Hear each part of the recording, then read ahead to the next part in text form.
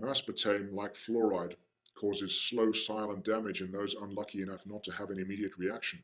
In other words, if you took a poison and it caused a harmful reaction immediately, you'd stop taking it, wouldn't you? But what if your body can tolerate it and you don't notice any immediate ill effects? As the years go by, the toxic byproducts of aspartame accumulate in your body and are stored up in your fat because, as in the case of fluoride byproducts, your body can't expel them. It might take up to 40 years to notice the effects in some cases. Now, methanol, which is also known as wood alcohol, makes up 10% of aspartame. Methanol is a deadly poison. Free methanol is created when aspartame is heated above 86 degrees Fahrenheit, or 30 degrees centigrade, as in the case when used in jelly, or jello for Americans, or in the case of diet sodas when they're left out in the sun on a hot day.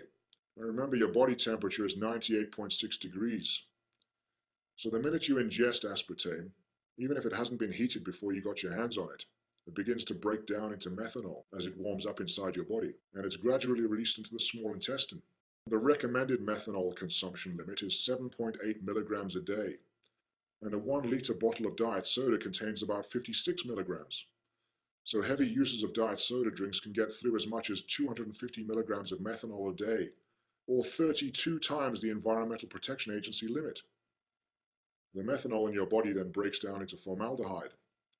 Formaldehyde's a deadly poison in its own right. It's a neurotoxin, and its main industrial application is to preserve cadavers in mortuaries. There's a clue for you right there. So effectively, diet soda drinkers are embalming themselves. And at least they'll look good in an open casket. The formaldehyde converts into formic acid, another toxin. Formic acid is used as an activator to strip epoxy and urethane coatings. So imagine what it's doing inside your body, to your body tissues.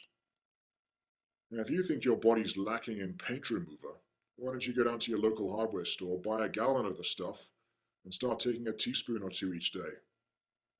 What? That doesn't sound appealing?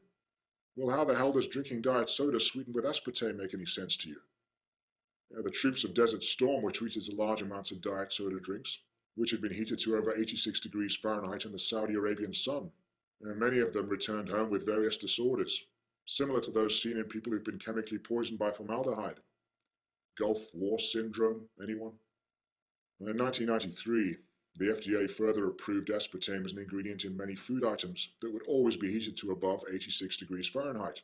And on the 27th of June 1996, the FDA removed all limitations from aspartame, allowing it to be used in everything, including all heated and baked foods. So there you have it. It's FDA approved, friends. Corporation approved. So it must be safe. Most victims don't have a clue that aspartame may be the cause of their problems. I've never seen anything like a list of side effects this long in all my years of research, both for the AT handbook and because I also wanted to make informed nutritional choices in my own life. It's the only food additive I know of approved by the FDA that causes a list of symptoms like this, and also mimics the diseases you see listed here. Now, you may have symptoms, believing you have multiple sclerosis or Parkinson's disease, for example. And what you really have is aspartame poisoning, which may have been misdiagnosed in your case. If you detoxified your body and got off the aspartame, the symptoms might be reversible and disappear. Phenylalanine and aspartic acid, which make up 90% of aspartame's formula, are also neurotoxins when certain other essential amino acids are missing. Phenylalanine breaks down into DKP, which is known to cause brain tumors. Aspartic acid is a well-known excitotoxin. An excitotoxin, in layman's terms, is something that hyperactivates the nerve receptors in your brain to such a degree that they burn out and die. My brain hurts. Now, the moral to this story is that anything containing artificial sweetener isn't fit for human consumption. Technology can be great, but we shouldn't be eating it. And you should avoid the following technology like the plague. Now, one solution to the refined sugar chemical sweetener problem is raw honey. As well as its use as a natural sweetener, raw honey can also be applied to open wounds, scars, cuts, and abrasions as a very effective antiseptic. It's also said to have anti-cancer properties. Have you ever noticed that? These natural cures for diseases may not always be free, but they're invariably easy to obtain, and they're cheap, which is why the pharmaceutical companies don't like them. Now, it'll be a long time before any of the big pharmaceutical companies start experimenting with honey. If it cures cancer, that's the last thing they want out there in the marketplace. Cancer is a $500 billion a year industry. Curing cancer might destroy our economies. You could try to outlaw honey, though, which is what Codex Alimentarius is all about. You can't patent nature, and therefore you can't make any money out of it. So you create legislation that makes natural therapies illegal, without a license from the very people who are attempting to stamp it out. You know that warning label you see on tobacco packets? I bet you thought that warning label was forced upon the tobacco industry, didn't you? I'm afraid not. The tobacco companies realized it would serve them well in the long run, because once that warning label's on there, their legal liability is terminated, and you don't have a leg to stand on. Still, though, they did get the word cancer changed to the kinder, gentler, hazardous. Cancer is bad for sales, don't you know?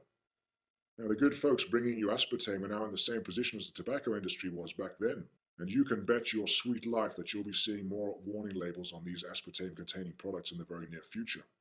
Which simply means they can't be sued when a member of your family kicks the bucket after drinking a liter of Coke Zero. And you thought it was for your protection. So either wake up or stay in a stupor. As always, it's your choice.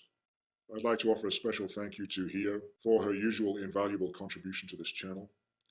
Please be sure to download the Poison for Profit info pack from the AT website for info on filters and lots of other goodies.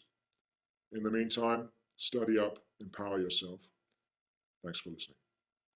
Why you wanna poison me? With your chemical concoctions in my water. Why you wanna poison me?